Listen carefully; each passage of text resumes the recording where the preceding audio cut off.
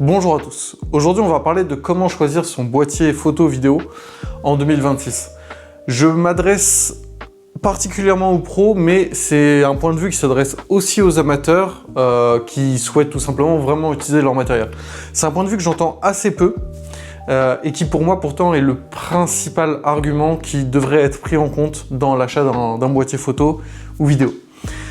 Lorsque vous achetez un boîtier photo ou vidéo, beaucoup sont tentés de mettre des sommes assez importantes dans l'achat de ces boîtiers pour avoir quelque chose de très, on va dire, actuel, avec tout simplement quelque chose de moderne, avec des technos modernes, avec de la 4K, 8K, etc. Et en fait, on rentre souvent dans des questions de spec, ou alors de facilité à utiliser, etc. Pour moi, il y a un truc qui est beaucoup plus important que ça, c'est finalement de prendre un boîtier qui n'est pas si cher que ça.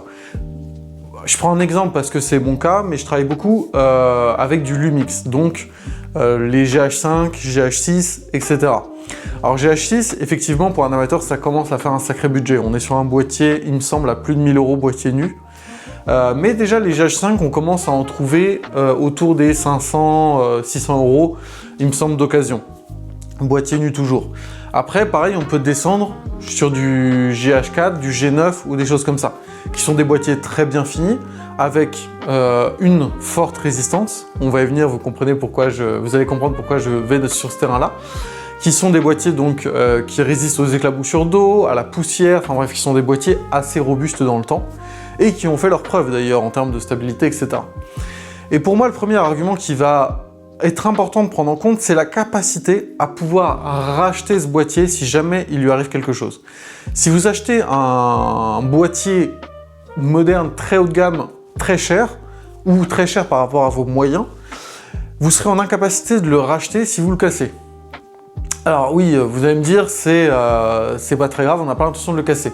Le problème, c'est que pour prendre des images qui vont vous faire kiffer, il va falloir prendre des risques avec votre boîtier. Et pour prendre des risques, il va falloir le mettre dans des situations parfois un peu complexes.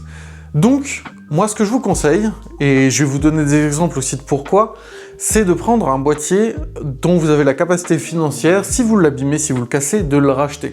Vous allez ainsi vous sentir un peu pousser des ailes et vous dire que votre boîtier, après tout, il est là pour faire l'image. Si vous l'abîmez dans le processus, ça fait partie du jeu. Et ainsi, vous allez prendre beaucoup plus de risques et aller photographier dans des milieux ou dans des situations où vous n'auriez pas osé, dans lesquelles vous n'auriez pas osé aller avec un boîtier que vous saviez incapable de racheter si jamais vous le pétiez. Je prends deux exemples à ce niveau-là et je pense que ça s'applique à beaucoup de choses. Par exemple, pour le drone, c'est un peu la même chose. C'est-à-dire qu'au début, quand j'ai acheté mon premier drone, enfin même pas mon premier drone, même mon troisième drone, le DJI Mavic R2, je crois que c'est ça la dénomination. En fait, au moment où je l'ai acheté, il représentait un sacré budget pour ma boîte. Ça représentait un vrai investissement. En fait, je prenais pas de risques et je l'utilisais très peu parce que j'avais trop peur de le péter. Si je le pétais, ça voulait dire plus de drone pour ma boîte et j'étais incapable d'en racheter un. Par contre, quand ma boîte a grossi et que j'avais toujours ce drone dans mon sac à dos, bah là, en fait, je suis arrivé sur une situation où le drone, il représentait pas un achat si important que ça. Donc, je pouvais sans problème en changer si jamais je venais à le cracher. Et là, je me suis mis à faire des plans vidéo vraiment stylés en drone, parce que je me suis mis à me dire, bah, let's go. Je le fais ce plan au-dessus de l'eau. Je le fais ce plan où je passe en dessous d'un pont, entre l'eau et le pont. Même à des endroits où c'est un peu serré. Je le fais ce plan où je passe entre les arbres. Je le sors quand il neige. En fait, tous ces plans-là, et pareil, passer au-dessus des nuages, etc., c'est des plans que j'ai faits parce que je me suis dit, c'est pas grave si je l'abîme. Et on en revient à la même chose pour un boîtier photo ou vidéo, où par exemple j'ai pu aller le poser au pied de départ des mèches de feu d'artifice. Et en fait ça c'est un plan que vous n'irez jamais faire si le boîtier vous y tenez vraiment et que vous avez peur de le casser. Alors que si le boîtier il risque rien, enfin si vous le cassez vous pouvez le changer parce que vous avez la capacité, que ce soit pour un amateur ou un professionnel, en fait vous allez prendre des risques et vous allez vous dire tiens et si je faisais ça? Et si au moment où je tourne auprès d'un souffleur de verre, je m'approchais plus proche du feu, du verre en fusion avec mon boîtier pour aller capter une photo macro ou un plan vidéo macro des bulles d'air qui se forment à l'intérieur du verre en train d'être soufflé.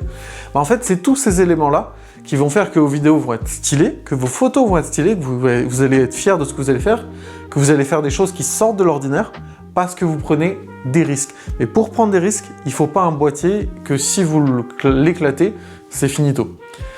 Donc effectivement, j'ai acheté un GH6, la gamme Lumix sont des boîtiers, en général les gammes Pro, mais il y a aussi d'autres boîtiers, enfin en fait ça dépend aussi de vos budgets, mais orientez-vous vers un boîtier que vous pouvez en acheter un deuxième si jamais vous le pétez.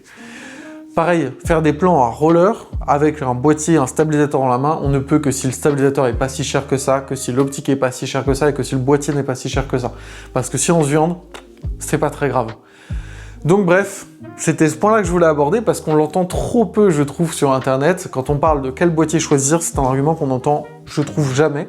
On parle souvent de technique, etc., mais jamais du coût financier et de la capacité à prendre des risques avec notre boîtier. C'était tout pour moi. Sur ce, je vous dis à très bientôt pour une prochaine. Salut à tous.